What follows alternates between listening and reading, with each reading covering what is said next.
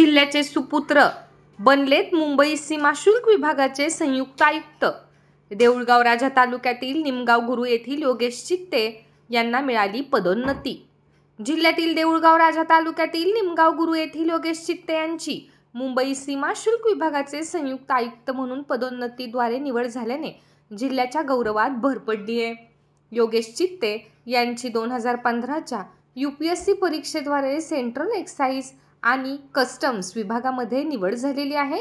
प्रामाणिक सेवाभावी वृत्तीने त्यांना या मानाच्या पदापर्यंत पोहोचवले असून त्यांच्या निर्भीड निर्णय क्षमतेने आणि पारदर्शक कारभाराने सीमाशुल्क प्रशासन अधिक सक्षम बनेल अशी अपेक्षा व्यक्त होत असून या महत्त्वाच्या नियुक्तीनंतर त्यांचे सर्वत्र अभिनंदन होत आहे।